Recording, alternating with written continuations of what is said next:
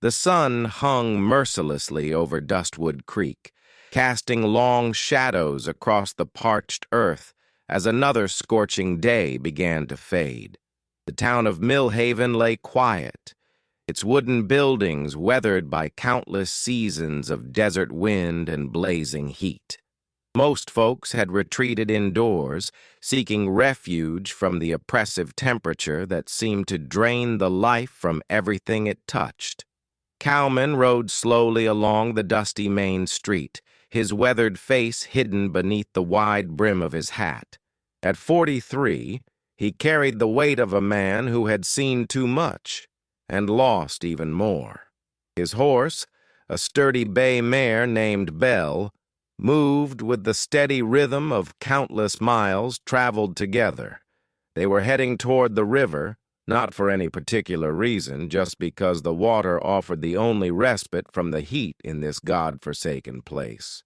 As they approached the riverbank, Belle suddenly stopped, her ears pricked forward.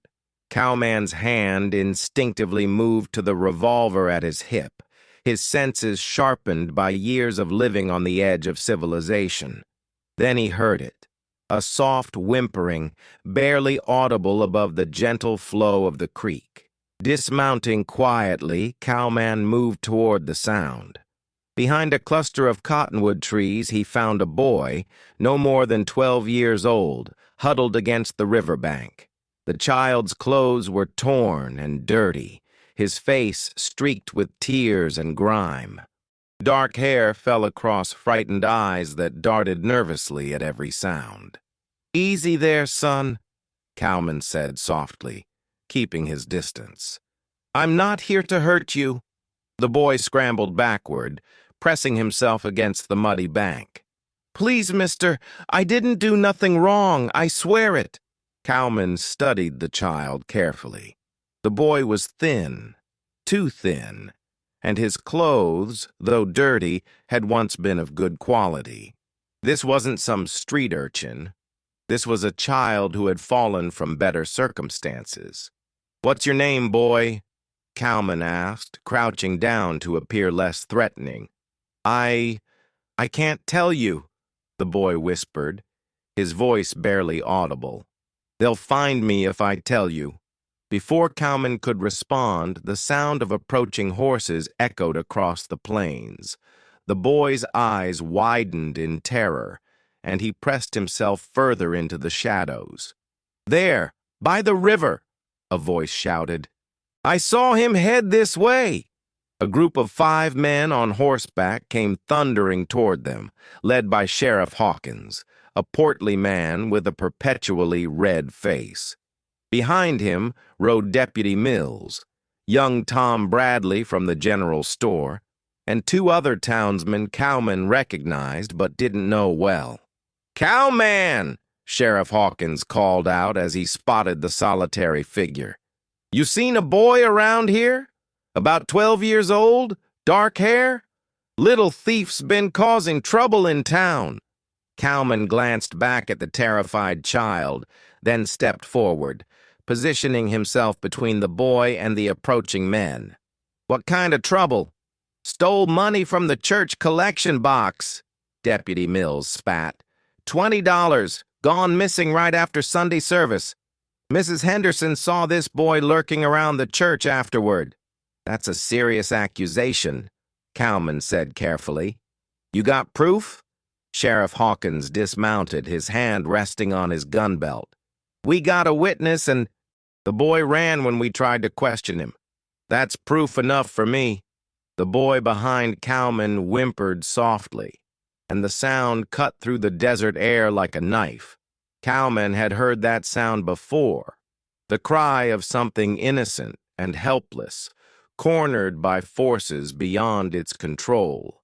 It reminded him of another time, another place, when he had failed to protect someone who mattered. Maybe the boy ran because he was scared, Cowman suggested.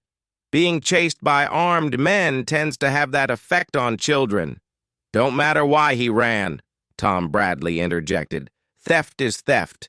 We need to bring him back to town for proper questioning." Cowman looked at the faces of the men before him. He saw anger, frustration, and something else, a eagerness for quick justice that made his stomach turn.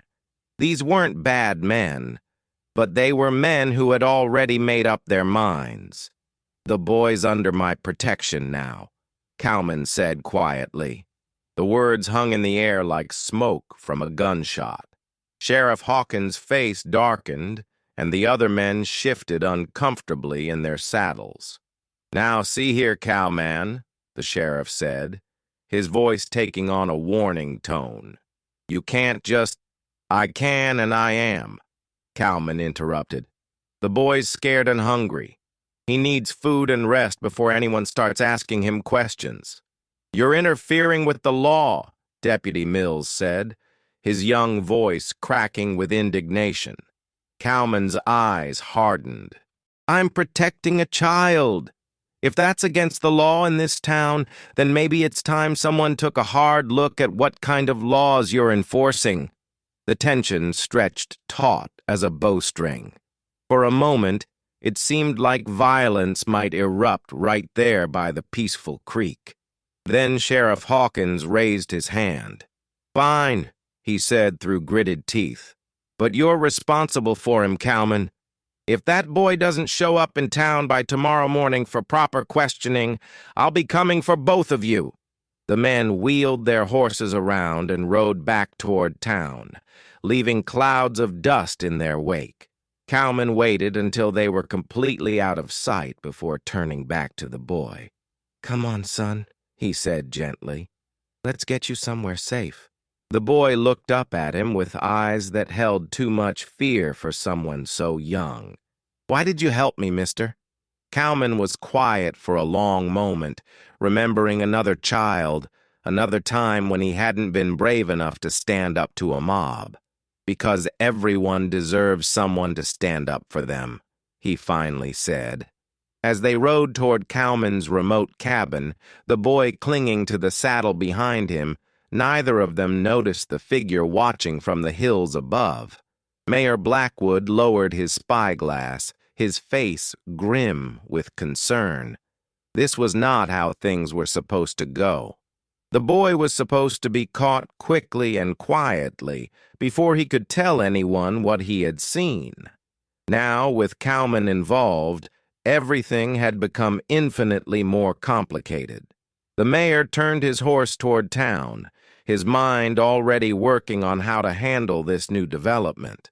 Some secrets were worth killing for, and Mayor Blackwood had spent too many years building his reputation to let it be destroyed by one frightened child and a stubborn cowboy. The sun finally set over Millhaven, painting the sky in shades of red and gold. But beneath the beautiful facade, darkness was gathering, a darkness that would soon engulf the entire town in a web of lies, corruption, and murder that ran deeper than anyone could imagine. "Hi, how are you? I'm interrupting quickly just to ask you to click on the like button and subscribe to the channel. This will help a lot. Thank you, and I hope you like the story." Cowman's cabin sat nestled in a grove of pine trees about 5 miles from town, far enough away to ensure privacy, but close enough that he could ride to Millhaven when supplies were needed. It was a simple structure: 2 rooms, a stone fireplace, and a small porch that faced west toward the mountains.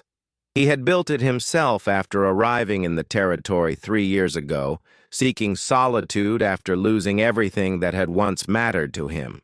The boy sat at Cowman's rough-hewn table, wolfing down beans and cornbread as if he hadn't eaten in days. Cowman watched him carefully, noting the way the child's eyes constantly darted toward the windows and how he jumped at every small sound. "What's your name, son?" Cowman asked again, his voice gentle but persistent. The boy paused in his eating, conflict clear on his young face. "Tommy," he finally whispered. "Tommy Morrison." Cowman nodded. "Well, Tommy Morrison, you want to tell me what really happened in town?" Tommy's eyes filled with tears. I didn't steal nothing, mister. I swear on my mama's grave I didn't take that money.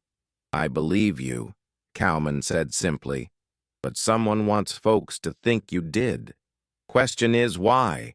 Before Tommy could answer, the sound of approaching horses echoed through the evening air.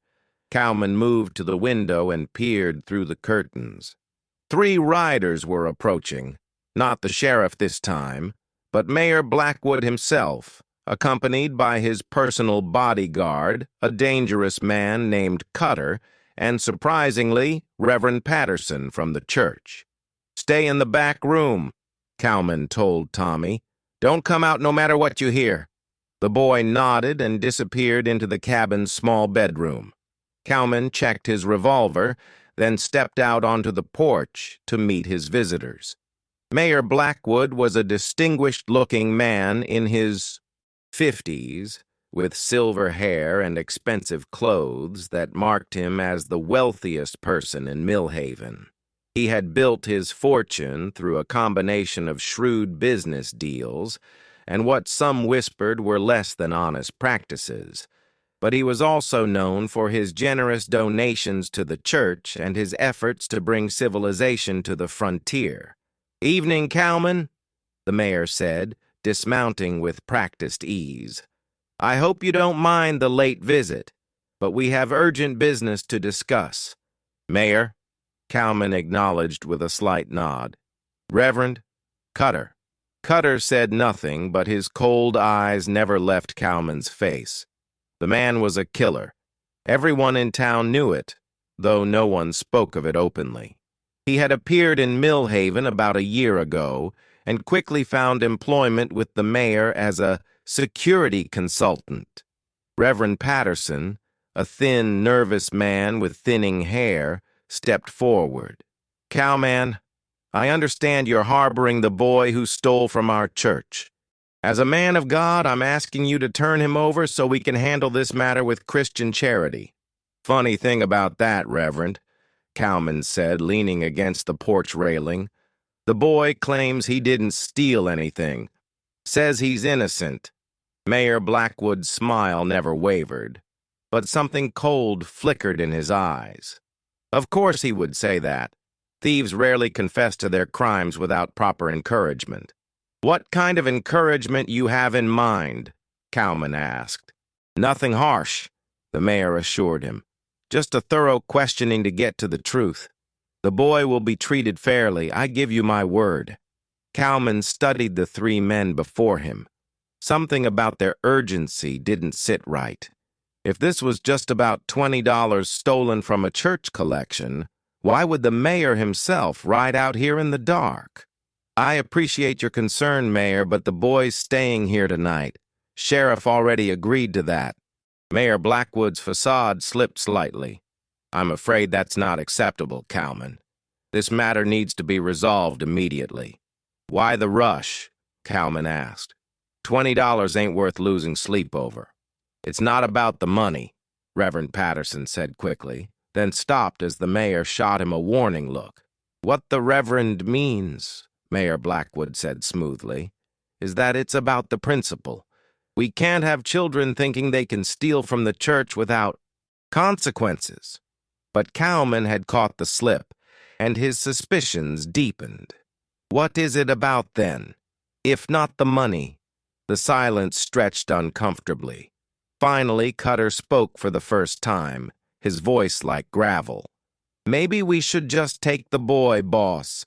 This cowpoke's being unreasonable." Cowman's hand moved casually toward his gun. "I wouldn't recommend that course of action." Mayor Blackwood raised a hand to stop Cutter. "Now, gentlemen, there's no need for violence. Cowman, I'm going to be direct with you. That boy is dangerous. He's not the innocent child you think he is." "Dangerous how?" "He's been spreading lies about prominent citizens of our town," the mayor said. "Vicious, unfounded accusations that could destroy reputations and livelihoods." "What kind of accusations?" Mayor Blackwood's eyes hardened. "The kind that get people killed, Cowman. For everyone's safety, including your own, you need to turn that boy over to us." The threat was barely veiled, but Cowman had faced down worse men than these. "The boy stays with me until morning. Then we'll all go to town together and sort this out proper-like in front of the whole community." "That's not going to happen," Cutter said, his hand moving toward his gun.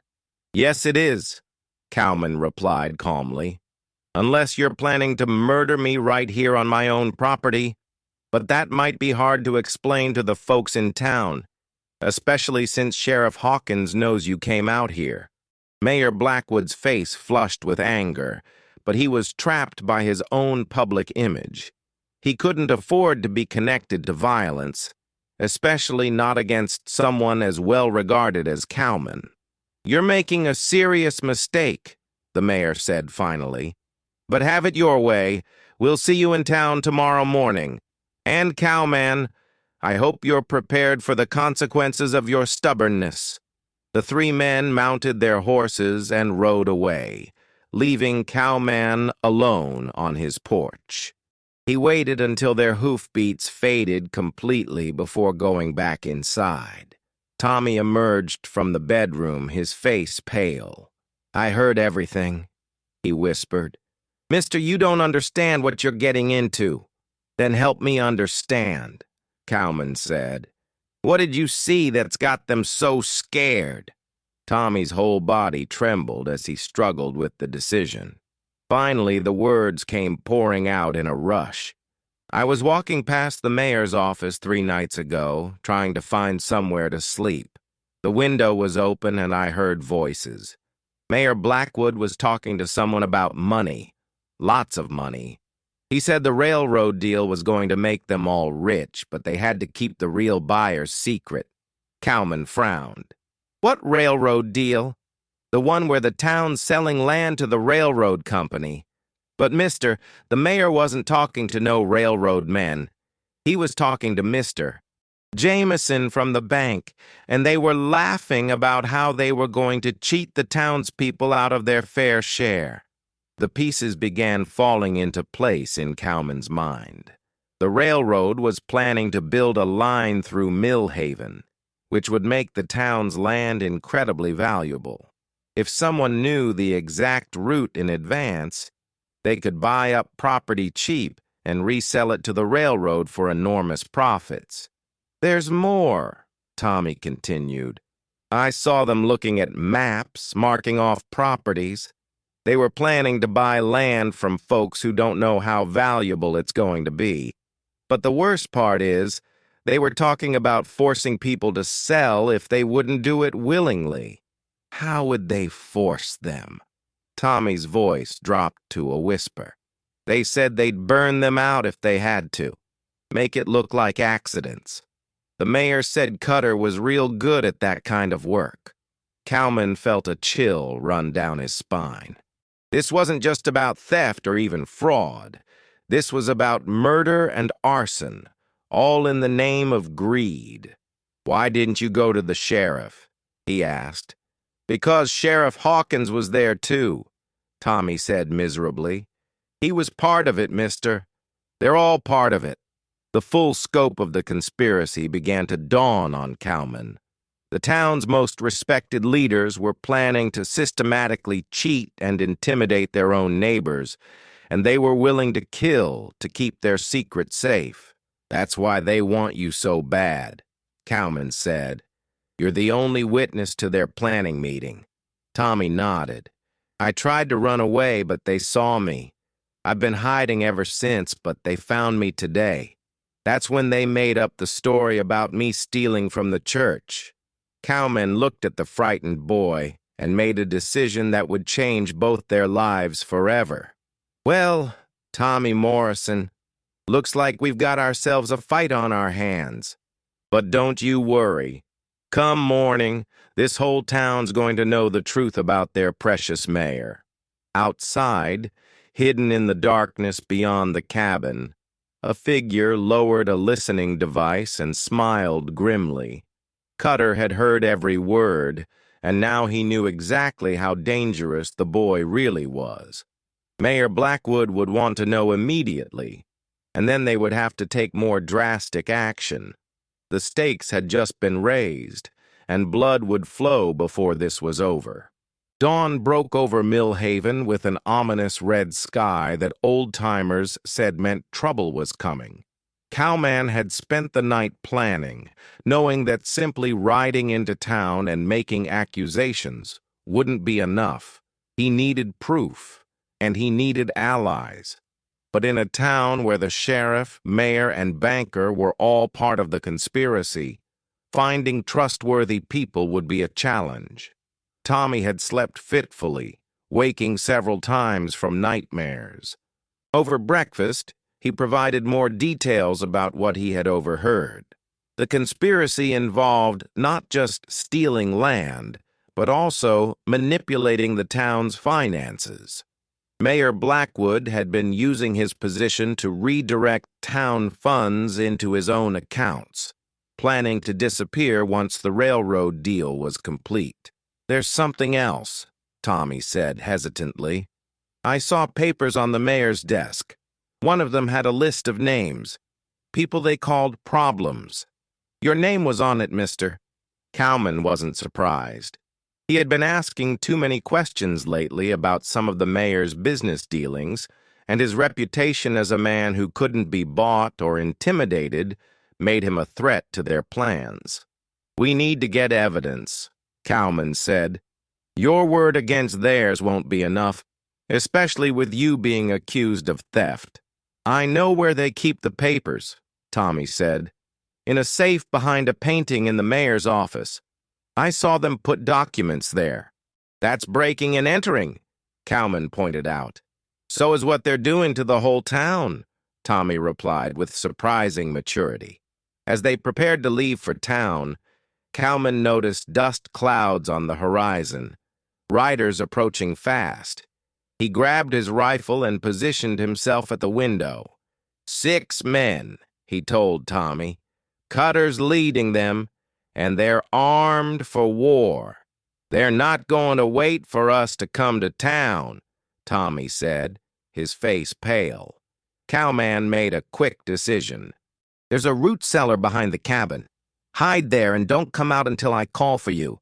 If something happens to me, wait until dark, then ride Bell to the next town and find the territorial marshal." "I won't leave you," Tommy protested. "Yes, you will," Cowman said firmly, "because you're the only one who can tell the truth if I don't make it." The riders surrounded the cabin, and Cutter's voice rang out. "Cowman, send the boy out and we'll make this quick and painless." "The boy's not here," Cowman called back. "Sent him away last night." "We know that's a lie," another voice shouted, Deputy Mills. "We've been watching the cabin all night." Cowman cursed silently. They had been more careful than he'd given them credit for, but he still had advantages. He knew the terrain, and he was fighting for something more important than money. "Last chance, Cowman," Cutter yelled. "Come out with the boy or we're coming in." "Come ahead," Cowman replied. "But some of you won't be riding home." The attack came from 3 directions at once. Cutter and 2 men charged the front of the cabin, while Deputy Mills and another man circled around back.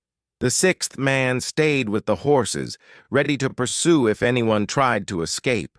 Cowman's first shot took down one of Cutter's companions, and his second wounded the man coming around the left side of the cabin. But return fire shattered the windows and splintered the wooden walls. He was outnumbered and outgunned. Then, unexpectedly, shots rang out from the tree line. One of the attackers cried out and fell from his horse. Someone else was in the fight. But who? "This is Sheriff Hawkins," a voice called out. "Drop your weapons." Cowman was confused. Tommy had said the sheriff was part of the conspiracy, but here he was apparently fighting against Cutter's men. The battle raged for several more minutes before Cutter called for a retreat. 3 of his men were down, and the unexpected arrival of the sheriff had turned the tide. As the surviving attackers fled, Sheriff Hawkins emerged from the trees with two deputies Cowman didn't recognize. "You all right in there, Cowman?" the sheriff called. Cautiously, Cowman opened the door. "Sheriff, I thought you were part of Blackwood's scheme?" Hawkins finished. "I was until last night. Cutter came to me with orders to kill you and the boy. That's when I realized how far this had gone. But Tommy said he saw you at the meeting." "He did," Hawkins admitted. "I was there and I was tempted by the money. But I never agreed to murder. And I sure as hell won't stand by while children are killed to cover up crimes." Tommy emerged from his hiding place, still suspicious. "How do we know you're telling the truth?" Sheriff Hawkins pulled out a badge. "Because these men are territorial marshals, and we've been building a case against Mayor Blackwood for weeks. Your testimony is the final piece we needed." One of the marshals stepped forward. "I'm Marshal Thompson. We've been investigating reports of corruption in Millhaven for months. Sheriff Hawkins contacted us yesterday and agreed to help gather evidence." "What about the other conspirators?" Cowman asked. "Banker Jameson was arrested an hour ago," Marshal Thompson said. "We found evidence of embezzlement and fraud in his office. Reverend Patterson has agreed to testify in exchange for leniency. Turns out he was being blackmailed into cooperation." "And Mayor Blackwood?" "That's where we need your help," Sheriff Hawkins said. "He's called a town meeting for this morning, claiming he has evidence that you and the boy are dangerous criminals. We need to get there before he can convince the town to form a lynch mob."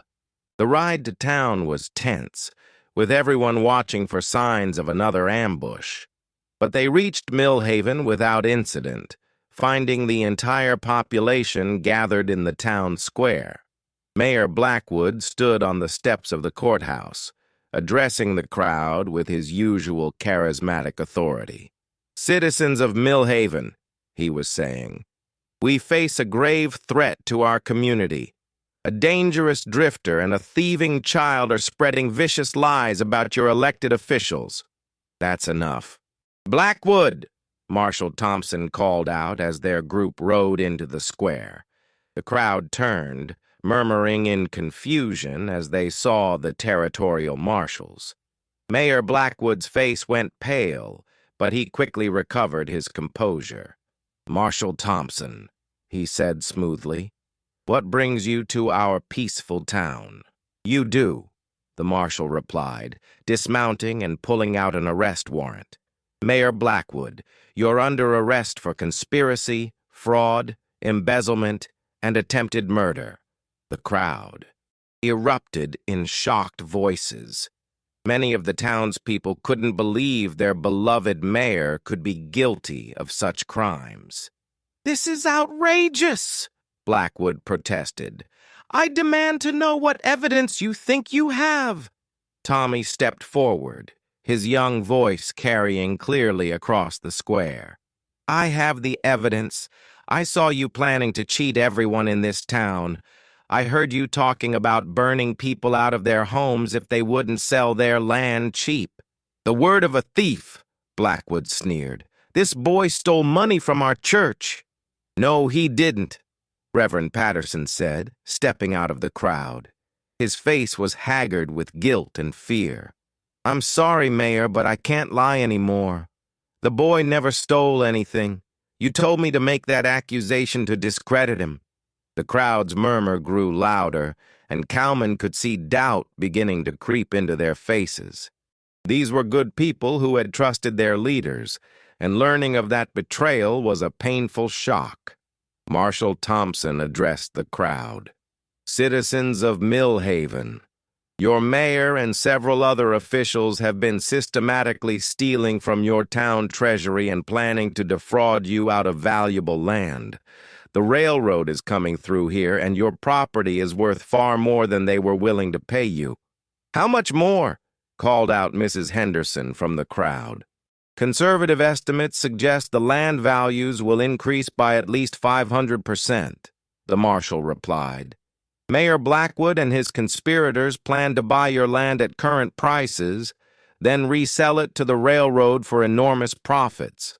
The crowd's shock turned to anger. These people had worked hard for everything they owned, and the thought that their trusted leaders had planned to steal it from them was almost too much to bear. There's more, Sheriff Hawkins said. We found evidence that the mayor has been embezzling town funds for over 2 years.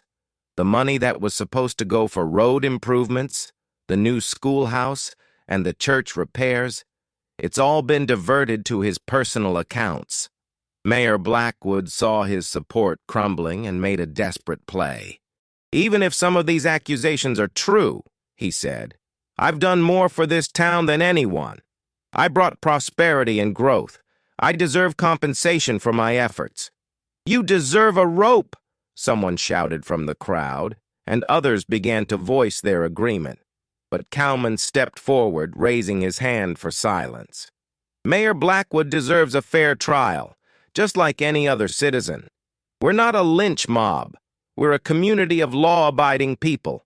His words carried weight with the townspeople, who respected his integrity and courage. The angry voices died down, though the resentment remained. Marshal Thompson placed handcuffs on Mayor Blackwood. You'll have your trial, Mayor, and when you're convicted, you'll serve every day of your sentence. As the mayor was led away, the crowd began to disperse, people talking in small groups about what they had learned. The betrayal would take time to heal, but the truth was finally out. Tommy approached Cowman, his young face serious. What happens now, mister? Now we rebuild, Cowman said. This town's got good people in it. They'll recover from this and be stronger for it. What about me? I don't have anywhere to go. Cowman looked down at the boy who had shown such courage in the face of danger. Well, I reckon I could use some help around the cabin. You interested in learning how to be a rancher? Tommy's face lit up with the first genuine smile Cowman had seen from him. Yes, sir, I'd like that very much. As they walked toward their horses, Sheriff Hawkins approached them. Cowman, I want to thank you. If you hadn't stood up for the boy, none of this would have come to light. Just did what was right, Cowman replied. The town's going to need new leadership, the sheriff continued. People are talking about asking you to run for mayor. Cowman shook his head. I'm not a politician, Sheriff. I'm just a man who believes in protecting those who can't protect themselves. But as they rode out of town together, both Cowman and Tommy knew that their lives had changed forever. They had faced down corruption and won, and in the process, they had found something neither of them had expected, a family. 3 months had passed since the dramatic confrontation in Millhaven's town square, and the changes were remarkable. The corrupt officials had been tried and convicted, with Mayor Blackwood receiving a 20-year prison sentence. The stolen money had been recovered and returned to the town treasury, along with compensation from the railroad company for the attempted fraud. Cowman stood on his porch, watching Tommy work with Belle in the corral. The boy had taken to ranch life like he was born to it, and his natural way with horses had impressed even the most experienced ranchers in the area. More importantly, the haunted look had faded from his eyes, replaced by the confident gaze of a young man who knew he was valued and protected. "Cowman!" a voice called from the road. Sheriff Hawkins was riding up, accompanied by a woman Cowman didn't recognize. "Sheriff," Cowman acknowledged as the pair dismounted. "What brings you out this way?" "Good news," Hawkins said with a smile. "I'd like you to meet Mrs. Sarah Morrison."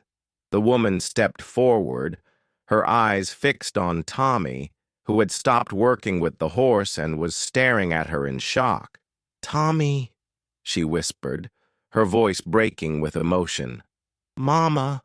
Tommy dropped the lead rope and ran toward her, tears streaming down his face. The reunion was everything Cowman had hoped for but never dared expect. Mother and son embraced, both crying and laughing at the same time. Sarah Morrison had been searching for her son for months after he had disappeared from their home in Denver following his father's death. "How did you find him?" Cowman asked Sheriff Hawkins quietly. "The territorial marshals put out word about the case," Hawkins explained.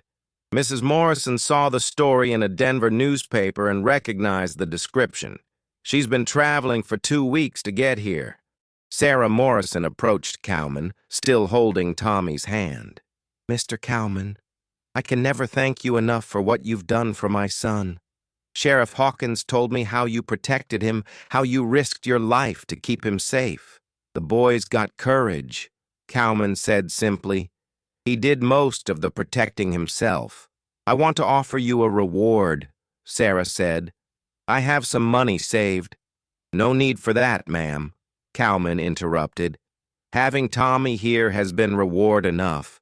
Tommy looked between his mother and the man who had become like a father to him. "Mama, can we stay here? Cowman's been teaching me about ranching, and I love it here." Sarah Morrison looked around at the peaceful cabin, the well-tended corral, and the contentment on her son's face. "I don't know, Tommy. Mr. Cowman has his own life to live." "Actually," Cowman said slowly, "I've been thinking about expanding the ranch. Could use a partner with some business sense and a boy who knows his way around horses." The hope in Tommy's eyes was almost painful to see. "You mean it, Cowman? We could all stay together?" "If your mama's agreeable," Cowman said. "There's plenty of room and this territory's growing fast. Good opportunities for folks willing to work hard." Sarah Morrison studied Cowman's weathered face and saw the genuine affection he had for her son. "Mr. Cowman, are you sure? Taking on a widow and her son is a big responsibility." "Ma'am, your boy saved this whole town by having the courage to tell the truth.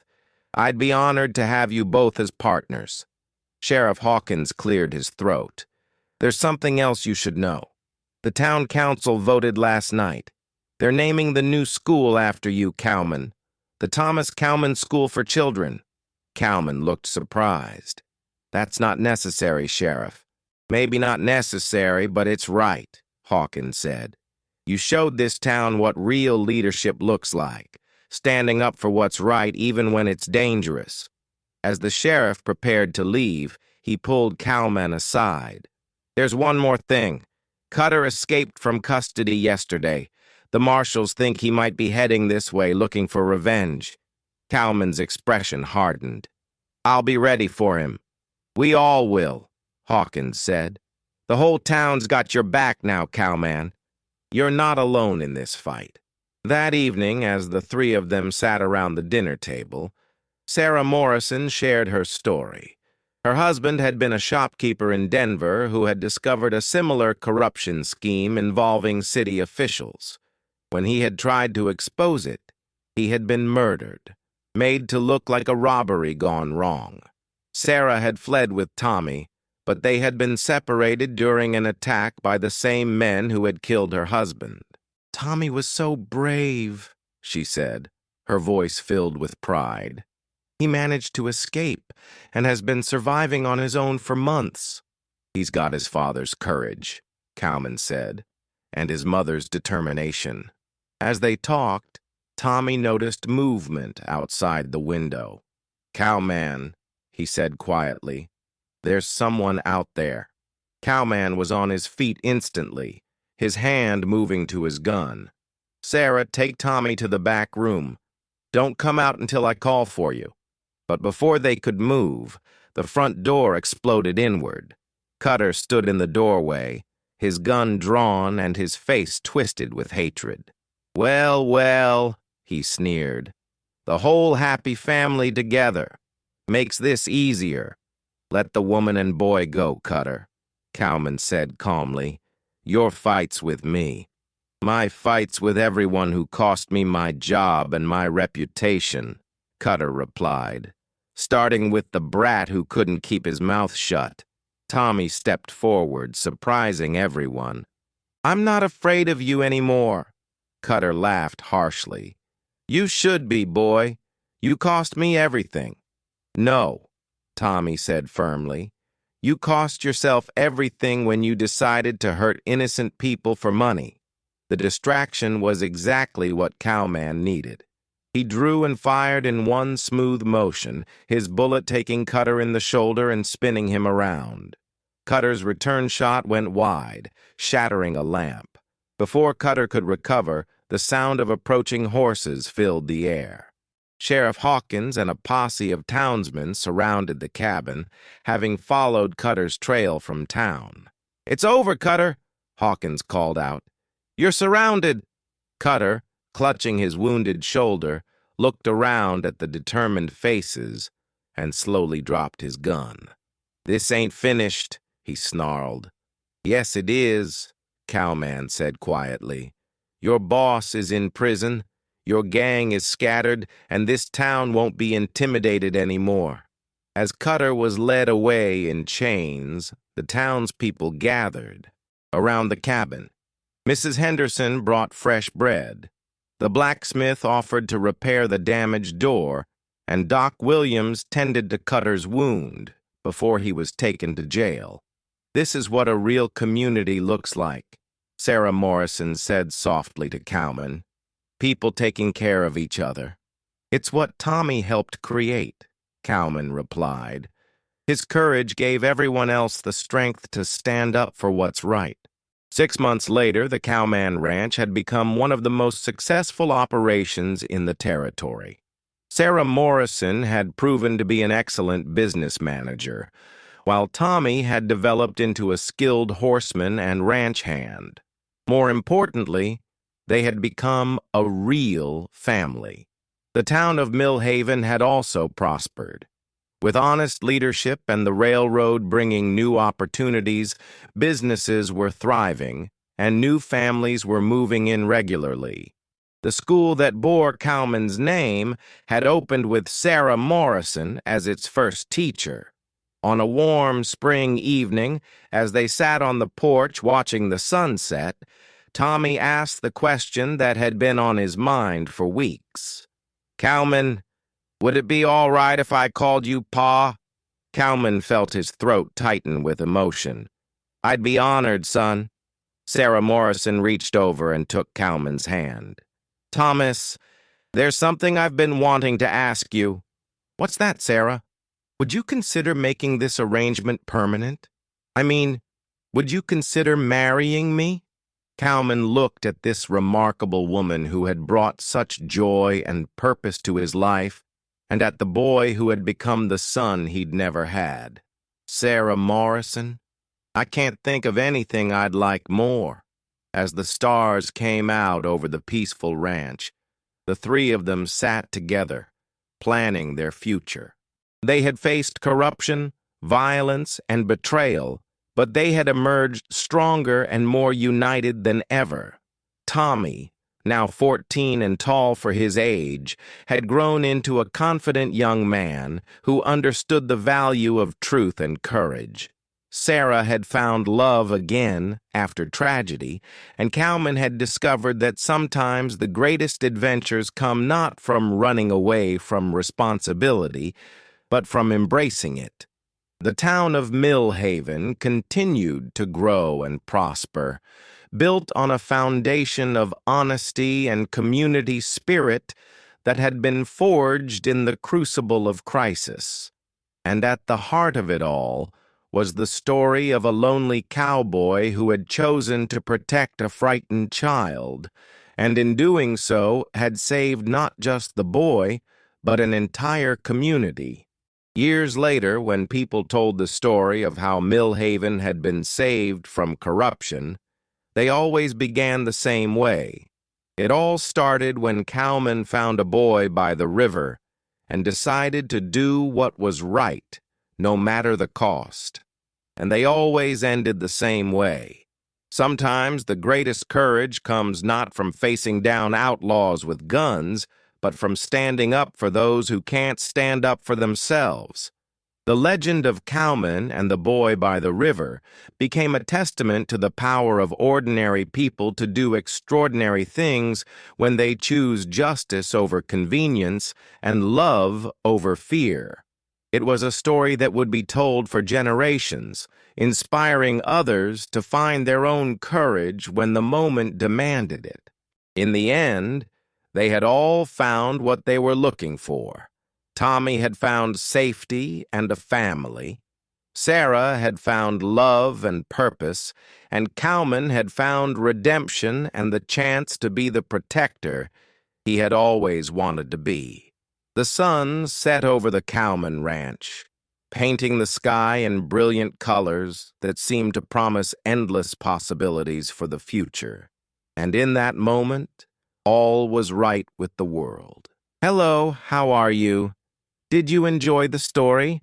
Like, share, comment on which city you're watching from, and subscribe to the channel to help us continue adding new amazing videos. Thank you very much and come back often.